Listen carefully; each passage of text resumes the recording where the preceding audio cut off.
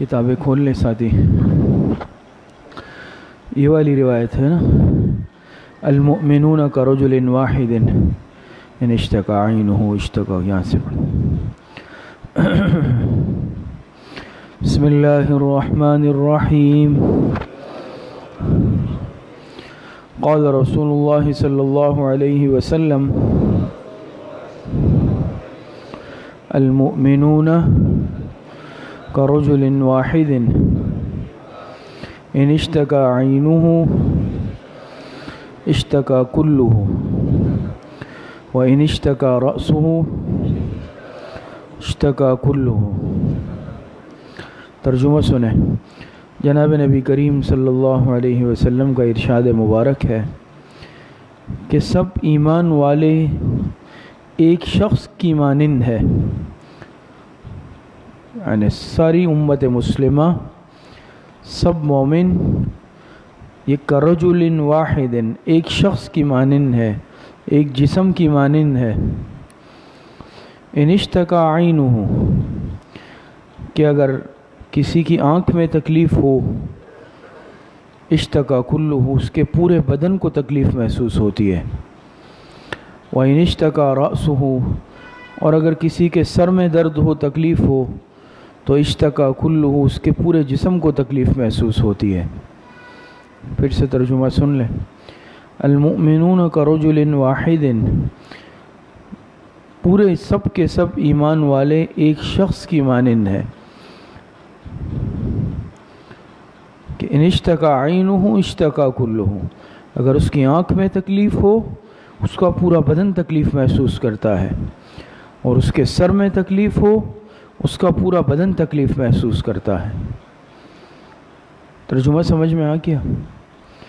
تو دیکھیں اس حدیث مبارکہ میں جناب نبی کریم صلی اللہ علیہ وسلم نے پوری امت مسلمہ کو ایک شخصیت قرار دیا، ایک جسم کی مانند قرار دیا، ایک فرد کی مانند قرار دیا، ایک بدن کی مانند قرار دیا. یعنی امت مسلمہ یہ آپس میں اس طرح متحد ہونی چاہیے. یہ تو انداز جملہ خبریہ کا ہے، لیکن اصل میں جملہ انشائیہ کا یہاں سے معنی ہوتا ہے. ترجمہ کہ یعنی ایمان والے کو ایک جسم کی مانند ہونا چاہیے، پوری امت مسلمہ ایک فرد کی مانند ہو، ایک جسم کی مانند ہو. اس طرح کہ جیسے کسی شخص کے بدن میں مختلف اعضاء ہوتے ہیں نا، آنکھ بھی جسم کا حصہ ہے، سر بھی جسم کا حصہ ہے، زبان بھی جسم کا حصہ ہے، دانت بھی جسم کا حصہ ہے. تو اگر کسی کے ایک عضو میں تکلیف ہوتی ہے، پورا بدن اس کی تکلیف کو محسوس کرتا ہے. آنکھ میں تکلیف ہو تو ایسا محسوس ہوتا ہے کہ پورا بدن دکھ رہا ہے. سر میں درد ہو، اس کا اثر پورے جسم پر پڑتا ہے. کان میں، دانتوں میں درد ہو، پورے جسم پر اس کا اثر ہوتا ہے. وجہ کیا ہے؟ وجہ یہ ہے کہ یہ اعضاء جسم کا حصہ ہے، یہ جسم کے ساتھ منسلک ہے، یہ جسم کے ساتھ متحد ہے. صحیح یا نہیں ہے؟ تو وہی دانت اگر آپ نکال لیں، اس کو ہٹا دیں، وہ جسم کا حصہ نہ رہے، اس میں درد ہوگا، یا اگر ہو جو بھی ہو تو جسم سے اس کا کوئی واسطہ تھوڑی رہا. بات سمجھ میں آ رہی ہے؟ اسی طریقے سے اگر کسی کا مثال کے طور پر خدا نخواستہ کان کاٹ دیا جائے، جسم سے الگ کر دیا جائے، پھر اس کان کے ساتھ جو بھی کیا جائے، جسم کو اس کا کوئی اثر تھوڑی ہوگا. بات سمجھ میں آ رہی ہے؟ لیکن اگر وہ کان جسم کے ساتھ لگا ہوا ہے، اس کو آپ سوئی بھی چبوئیں گے تو پورے جسم میں درد محسوس ہوگا. لیکن اگر وہ الگ ہو گیا، پھر آپ اس کے ساتھ کچھ بھی کریں، چیر پھاڑ کریں، اس کو ٹکڑے ٹکڑے کر دیں، جسم سے اس کا کوئی واسطہ نہیں ہے، اس لیے جسم کوئی تکلیف محسوس نہیں کرے گا اس کی. تو جس طرح اعضاء جب جسم کے ساتھ لگے ہوئے ہیں، اسی لیے ان کی تکلیف پورا جسم محسوس کرتا ہے. اور ایک عضو میں درد ہوتا ہے، پورا جسم متاثر ہوتا ہے. ایسا ہے یا نہیں؟ کسی کا سر بھاری ہو رہا ہے، سر میں درد ہو رہا ہے، کہ بھئی طبیعت صحیح نہیں ہے، آج ایسے سبق کی ہمت نہیں ہو رہی ہے، بستر سے اٹھنے کی ہمت نہیں ہو رہی ہے. درد صرف سر میں ہے، لیکن اس کی وجہ سے پورا جسم مضمحل ہے. کان میں درد ہے، دانت میں درد ہے، تو پورا جسم جو ہے اس کی تکلیف کو جو ہے کیا کرتا ہے؟ برداشت کرتا ہے. اور پورا جسم جو ہے درد محسوس کرتا ہے۔ تو پوری امت مسلمہ، حضور علیہ السلام نے فرمایا، بھی ایک شخصیت کی طرح ہے، ایک بدن کی طرح ہے۔ ایمانی رشتے میں مسلمان چاہے دنیا کے ایک کونے میں ہے، دوسرا مسلمان دوسرے کونے میں ہے، لیکن ایمانی رشتے نے ان کو اعضاء کی مانند جوڑ دیا ہے، ایک کر دیا ہے۔ تو جس طرح ایک عضو میں درد ہوتا ہے، تمام اعضاء اس کے درد کو محسوس کرتے ہیں، اسی طرح اگر دنیا کے کسی کونے میں ایک مسلمان کو تکلیف ہو، پریشانی ہو، وہ کسی مصیبت کا شکار ہو، پوری امت مسلمہ اس کے تکلیف کو محسوس کرے، اور کرنی چاہیے۔ بات سمجھ میں آ رہی ہے؟ تو یہ ایک مثال دی کہ ایک جسم کی مانند ہے اور ایک بدن کی مانند ہے۔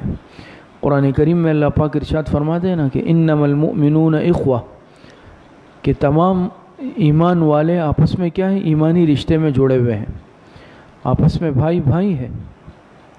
بات سمجھ میں آ رہی ہے؟ حدیث مبارکہ میں آتا ہے، جناب نبی کریم صلی اللہ علیہ وسلم نے ارشاد فرمایا کہ کلکم من آدم و آدم من تراب، تم سب کے سب آدم کی اولاد ہو، اور آدم مٹی سے پیدا کیے گئے۔ بات سمجھ میں آ رہی ہے؟ تو اس دن بھی جیسے سبق میں عرض ہوا کہ سب کے سب نسل آدم سے ہے، لیکن کیا بات ہے کہ آج ہم ایک دوسرے کے درد کو محسوس نہیں کرتے۔ آج کے مسلمان دوسرے مسلمان سے کیا ہے؟ خائف ہے، اور آپس میں اختلافات ہیں، انتشار ہے۔ بات سمجھ میں آ رہی ہے؟ ہم درد تو محسوس نہیں کر رہے نا، اسی لیے اگر کسی کو کوئی تکلیف ہوتی ہے تو ہم کہیں بھائی میرے رشتہ دار تھوڑی ہے، میرے جاننے والے بھی نہیں ہے، یا میری قوم کا نہیں ہے، میری برادری کا نہیں ہے، میرے زبان والا نہیں ہے، یا میرے ملک والا نہیں ہے، دوسرے ملک سے تعلق رکھتا ہے وہ مسلمان، لیکن آج ہم نے یہ سرحدیں قائم کر دی ہے اور تقسیم در تقسیم کا شکار ہو چکے ہیں۔ لیکن ایک زمانے میں جب ایسا نہیں تھا تو آپ اس وقت دیکھ لیں مسلمانوں کی شان و شوکت اور مسلمانوں کا رعب و دبدبہ۔ بات سمجھ میں آ رہی ہے؟ حضور علیہ السلام نے سب سے زیادہ جو حوصلہ شکنی فرمائی ہے نا، وہ عصبیت کی فرمائی ہے، لسانیت کی، قوم پرستی کی بنیاد پر اختلاف، اس کو ختم کیا ہے۔ آپ دیکھیں حضور علیہ السلام ہجرت فرما کر مدینہ گئے، آپ مہاجرین میں سے تھے، آپ کے ساتھ جو گئے وہ مہاجرین تھے، جنہوں نے میزبانی کی، خدمت کی، وہ انصار تھے۔ بات سمجھ میں آ رہی ہے؟ لیکن آپ علیہ السلام نے کیسی مواخات قائم فرمائی، تاریخ اسلامی اس کی مثال اور نظیر پیش نہیں کر سکتی۔ بات سمجھ میں آ رہی ہے؟ آپ نے ایک مہاجر ایک انصاری کو آپس میں بھائی بنا دیا، ایک مہاجر ایک انصاری، ایک مہاجر ایک انصاری، اور پھر انصار نے کیسی ایثار کا مظاہرہ کیا کہ بھئی یہ میرا گھر ہے، آدھے میں تم رہ لو، یہ زمین ہے، آدھی تم لے لو، یہ میرا فلاں کاروبار کام ہے، آدھے میں تم شریک ہو۔ بعض نے یہاں تک کہا کہ میری 2 بیویاں، ایک کو طلاق دے دیتا ہوں، تم اپنے نکاح میں لے لینا۔ یہاں مہاجرین بھی خوددار تھے، حضور علیہ السلام کی تربیت یافتہ تھے، انہوں نے ایسا نہیں کہ چلو بھئی صحیح ہے بھئی، چلو ہمیں تیار چیز مل رہی ہے، انہوں نے کہا اللہ تمہیں برکت دے دے، تم ہمیں بازار کا راستہ دکھا دو تاکہ جب جا کر ہم کما لیں۔ لیکن آپ نے کیسا اتحاد، وہی عرب معاشرہ اگر آپ دیکھیں شدید ترین جہالت کے دور سے گزرا، حضور علیہ السلام کی بعثت سے قبل کون سی برائی تھی جو وہاں موجود نہیں تھی؟ آپس کی دشمنیاں تو نسلاً در نسلاً چلتی تھی، چھوٹے سے بکری کے بچے پر، مرغی کے بچے پر لڑائی ہوئی ہے، 40 سال چلی ہے، 40 سال۔ جو مرتا تھا وہ دوسرے کو نصیحت کرتا تھا کہ بھئی میرے بعد یہ بدلہ لینا ہے۔ آج بھی اس طرح کی بعض جہالتیں ہم مسلمانوں میں بعض دفعہ موجود ہوتی ہے۔ ایسا ہوتا ہے نا، چھوٹی چھوٹی سی بات ہم کہ بھئی اب تو ہم لڑائی کریں گے، ہم بدلہ لیں گے، یا بچوں کو ذہن میں بھی وہ اختلاف کا، تعصب کا بیج، نفرت کا بیج ہم بو لیتے ہیں کہ بھئی فلاں سے کبھی نہیں بولنا، فلاں سے کبھی تعلق نہیں رکھنا، فلاں سے ہماری لڑائی ہے۔ آج ہم یہ جو ہے تربیت کر لیتے ہیں، تو بچہ جب نفرت ذہن میں بچپن سے لے لیتا ہے، وہ قیامت تک اس سے نہیں نکلتا پھر اس کے ذہن سے۔ لیکن آپ علیہ السلام کی برکت سے وہی صحابہ، وہی عرب معاشرہ آپس میں دشمن تھا، وہ شیر و شکر ہو گیا، آپس کے اختلافات، آپس کی دشمنیاں یہ سب ختم کر دیں۔ ایک غزوے میں بھی ایسا ہوا، غزوہ بنو المصطلق، کہ مسلمانوں کو اللہ پاک نے فتح عطا فرما دی، لیکن وہاں ایسا ہوا کہ 2 افراد کی آپس میں لڑائی ہو گئی۔ اب یہ شخصی لڑائی تھی، ایک مہاجر تھا ایک انصاری تھا، اتفاق سے۔ آپس میں لڑائی ہو گئی. وہ تو دو افراد کی لڑائی تھی، لیکن اس میں کیا ہوا کہ مہاجر نے جو ہے آواز دی کہ بھئی یا للمہاجرین، کہ مہاجرین میری مدد کو آ جاؤ. انصاری نے بھی آواز لگائی یا للانصار، کہ انصار تم میری مدد کو آؤ. یہاں سب مہاجرین جمع ہو گئے، دوسری طرف انصار بھی جمع ہو گئے. قریب تھا کہ بہت بڑی جنگ شروع ہوتی. آپ علیہ السلام کو پتہ چلا، آپ علیہ السلام تشریف لائے. آپ علیہ السلام نے دونوں کو روکا. پھر آپ علیہ السلام نے خطبہ دیا، جس میں آپ علیہ السلام نے عصبیت، قومیت اور اس کی شدید جو ہے آپ علیہ السلام نے تردید فرمائی کہ مسلمان یہ آپس میں ایمانی رشتے میں جڑے ہوئے. اور آپ نے فرمایا انہا منتنا، یہ ایک بدبودار نعرہ ہے. آپ نے اس کو سخت ناپسند کیا. جو نعرہ لگایا گیا نا کہ مہاجرین، دوسرے نے کہا انصار مدد کے لیے آؤ، آپ نے فرمایا کہ منتن، یہ بدبودار نعرہ ہے، اس کو چھوڑ دو. آج اگر دیکھیں تو ہم بھی اس بدبودار نعروں میں بعض مرتبہ ملوث ہو جاتے ہیں. ہم مسلمان ہیں، کلمگو ہے. کلمگو کی حیثیت سے یہ بات یاد رکھیں، یہ ایک مسلمان کی شان کے خلاف ہے کہ وہ صاحب ایمان بھی ہو اور وہ اس طرح جو ہے کیا ہے عصبیت کا مظاہرہ کریں. آپ علیہ السلام نے سخت ناپسند کیا اور اس کو گوبر کے کیڑے سے تشبیہ دی کہ عصبیت کرنے والا ایسا ہے کہ وہ کیڑا جو گوبر کی گولیاں بناتا ہے. شاید آپ حضرات نے دیکھا ہو کہ ایک کیڑا پایا جاتا ہے، وہ گوبر کی ٹکیاں بناتا رہتا ہے، ایسے گول سا ایسے ہوتا ہے، ٹکیاں بناتا ہے، اس کو دھکا دیتا رہتا ہے. آپ نے فرمایا کہ عصبیت کرنے والا قومیت کی بنیاد پر ہے، چاہے لسانیت کی بنیاد پر ہے، خاندان کی بنیاد پر ہے، وہ گبریلا ہے، وہ ایک غلاظت کا کیڑا ہے. اس چیز کو آپ علیہ السلام نے سخت ناپسند کیا ہے.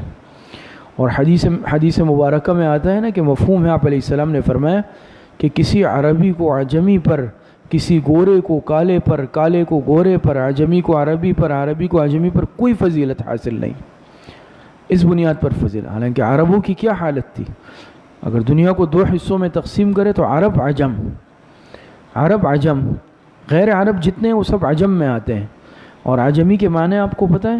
کوئی بتا سکتا ہے؟ جی آپ نے نیٹ سے دیکھا کیا؟ اچھا آپ موبائل دیکھ رہے تھے. میں عجم کہتے ہیں گونگے کو. عجمی کے معنی گونگا، جو صحیح بولنے پہ قادر نہ ہو. عربوں کو اپنے عرب ہونے پہ اتنا گھمنڈ تھا، اتنا فخر تھا کہ وہ اپنے سامنے غیر عرب کو گونگا کہتے تھے کہ یہ کیا کر رہا ہے. کوئی اگر ترکی زبان بولتا، کوئی اور زبان بولتا تو یہ کہتے ہیں کہ یہ تو ایسے ہی بڑبڑا رہا ہے، اس لیے اس کو کہتے ہیں عجمی. یہ بڑبڑا رہا ہے، اس کی تو کوئی زبان ہی نہیں ہے. یعنی آپ دیکھیں تکبر اتنا تھا. لیکن جناب نبی کریم صلی اللہ علیہ وسلم جب تشریف لائے، آپ علیہ السلام کی صحبت کی برکت سے، آپ کی تربیت کی برکت سے صحابہ میں ایسی عاجزی آ گئی، انہی لوگوں میں جو پھر صحابیت کا شرف جنہوں نے حاصل کیا نا، مسلمان ہو گئے، آپ علیہ السلام کے ہاتھ پر ایمان قبول کیا، تو پھر سب سے زیادہ عاجزی انہی میں تھی. بات سمجھ میں آ رہی ہے؟ تو مقصد یہ ہے کہ اس چیز کو سخت ناپسند کیا. آپ نے فرمایا کسی عربی کو عجمی پر فضیلت نہیں ہے. ان اکرمکم عند اللہ اتقاکم. فضیلت کا مدار تقوی ہے، دار و مدار یہ تقوی پر ہے. بات سمجھ میں آ رہی ہے؟ اور آج اگر مسلمانوں کی پستی اور زوال کا اگر سبب ہم جاننا چاہیں آسان الفاظ میں، ورنہ تو بہت کتابیں ہیں اگر اس کا مطالعہ کیا جائے کہ اللہ کے مسلمانوں نے کتنا عرصہ اس بر صغیر پر کتنے 100 سال حکومت کی ہے نا. آپ حضرات جانتے ہیں، تاریخ پڑھی ہے، خلافت عثمانیہ رہی ہے. اسی طرح یہاں بر صغیر پر جو ہے مغل بادشاہوں کی حکومت، مسلمانوں نے بڑا عرصہ ان پر حکومت کی ہے، صلیبیوں پر، مشرکین پر، ان سب پر. لیکن یہ زوال کیوں ہوا؟ بلکہ علماء نے لکھا ہے کہ خاص طور پر یہ جو سلطنت عثمانیہ تھی، پوری دنیا اس سے ڈرتی تھی، یورپی دنیا اس سے خوف کھاتی تھی نام سن کر. عرب اور ترک یہ سب آپس میں متحد تھے، لیکن انہوں نے کیا نفرت کا بیج بویا. وہ سمجھ گئے کہ مسلمانوں کو شکست دینا ممکن نہیں ہے جب تک ان میں نفرتیں پیدا نہ کر دو. بات سمجھ میں آئی؟ تو عربوں سے کیا کہا کہ بھئی یہ ترک تم پہ حکومت کر رہے ہیں، تم عرب ہو، تم سب سے اعلیٰ ہو، تم ان کے ماتحت کیوں ہو؟ تم ان کی ماتحتی قبول نہیں کرنا. ترکوں سے کہا کہ بھئی تم کیوں رسم الخط عربی رکھا ہے، زبان عربی رکھی ہے، تم ترک ہو، تمہاری اپنی شناخت ہے، تم اپنی شناخت رکھو. تو آپس میں نفرتیں پیدا. عربوں نے کہا کہ بھئی ترکوں نے عربوں کو ملازمتیں کیا ہے محروم کرنا شروع کر دیا، صرف ترکوں کو ہم دیں گے کہا، رسم الخط بدل لیا، یہاں تک کہ ترک نے اذان میں عربی پہ پابندی لگا دی، عربی میں اذان نہیں ہوگی، عربی سے اتنی نفرت ڈال دی دل میں انگریز نے۔ یہاں عربوں نے کہا کہ ہم بھی تمہارے ماتحت نہیں رہیں گے، تو خلافت عثمانیہ ٹوٹ گئی، مسلمان زوال کا شکار ہو گئے۔ اور جہاں بھی آپ اگر دیکھ لیں اسی طریقے سے انگریز نے ہر جگہ یہ چال چلی ہے کہ آپس میں کہنا ہے لڑاؤ اور تقسیم کرو اور حکومت کرو، سمجھ میں آ رہی؟ لڑاؤ اور حکومت کرو، ڈیوائیڈ اینڈ رولز یا اس طرح کا کوئی جملہ ہے۔ تو اسی طرح کیا کہ بھئی تم فلاں فرقے سے تعلق رکھتے ہو، تم فلاں فرقے سے تعلق رکھتے ہو، تمہارا فلاں مسلک ہے، تمہارا فلاں مسلک ہے۔ آج اگر دیکھیں تو ہم فرقہ واریت کا شکار ہے، مسلکی اعتبار سے ہم آپس میں نفرتیں رکھتے ہیں مسلمان ہونے کے باوجود، اور اس سے ہٹ کر اگر مسلک بھی ہے تو پھر اگر قوم الگ ہے، صوبہ الگ ہے، اس بنیاد پر بھی نفرتیں، تقسیم در تقسیم در تقسیم، فرقے کے اعتبار سے بھی نفرت، مسلک کے اعتبار سے بھی نفرت، مذہب کے اعتبار سے بھی نفرت، قوم کے اعتبار سے بھی نفرت، خاندان کے اعتبار سے بھی، صوبائیت کے اعتبار سے، لسانیت کے اعتبار سے، ہر اعتبار سے مسلمان کو اتنا ٹکڑے ٹکڑے کر دیا کہ مسلمان تقسیم ہو گیا۔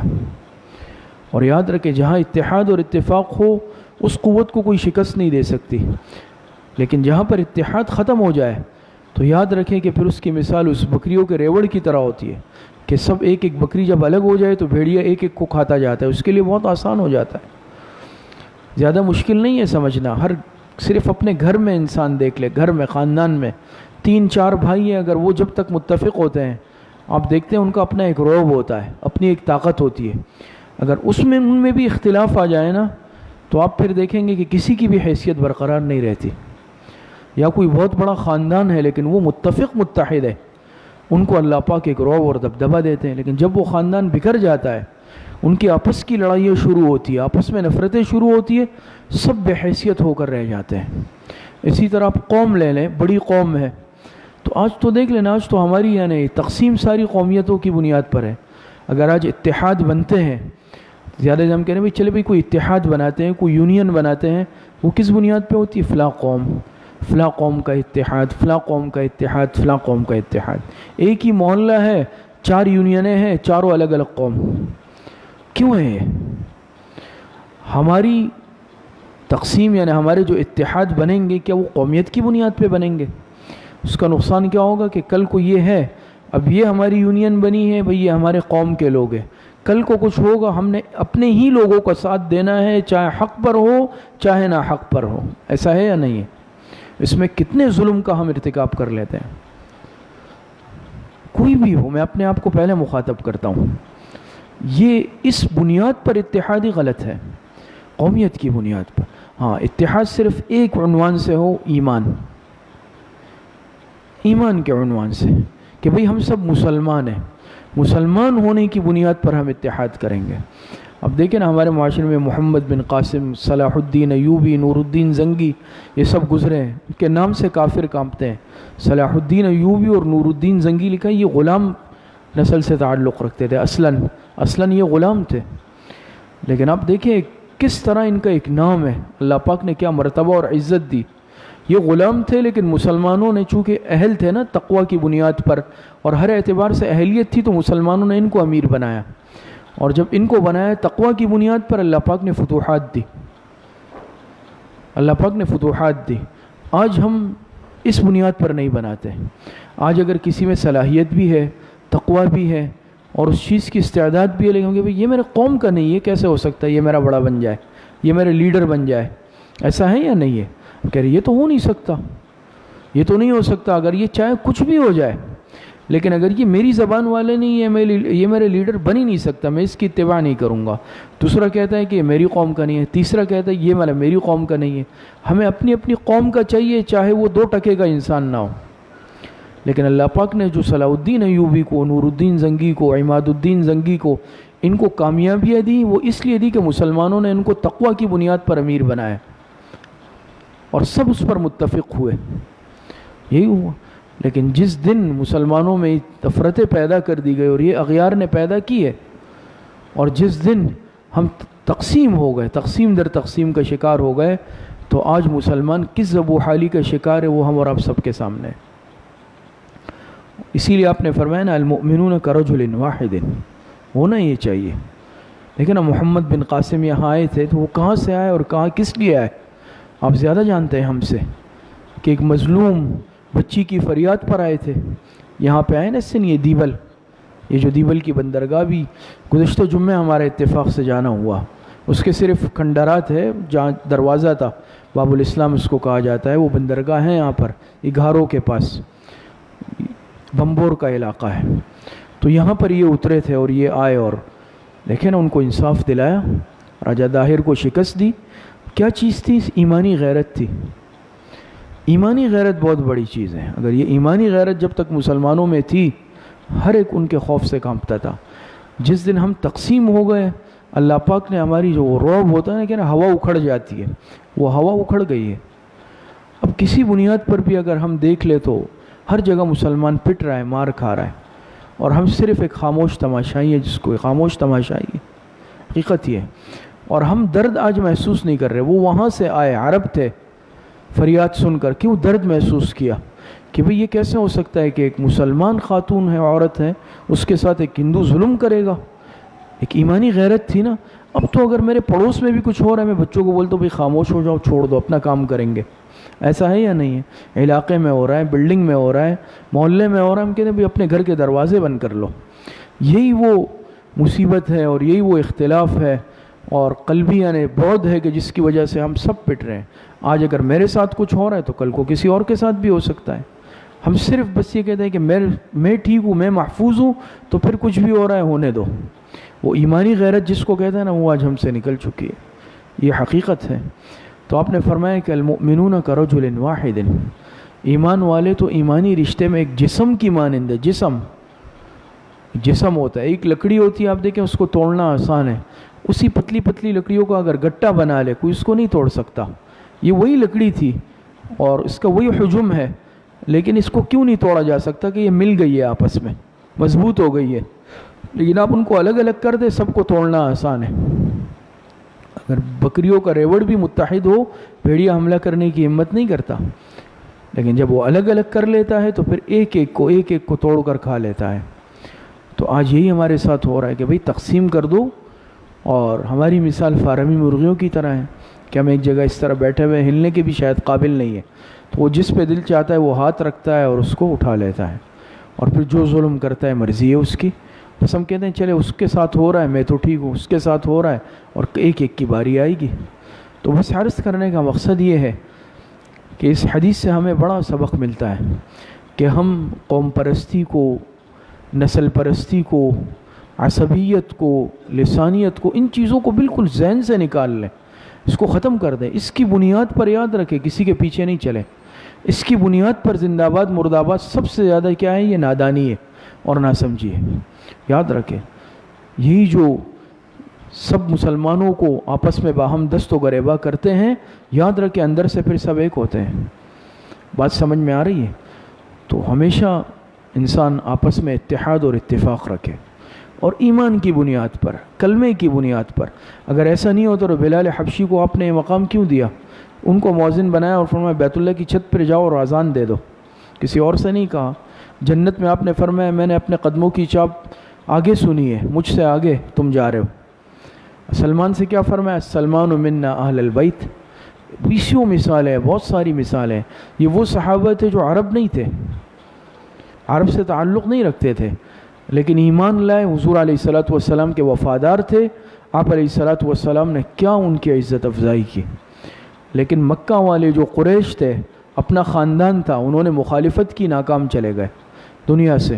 تو معلوم ہوا کہ نجات کا مدار، عزت کا مدار یہ تقویٰ ہے، حضور علیہ السلام کی محبت ہے، اللہ پاک کے احکام کی اطاعت ہے۔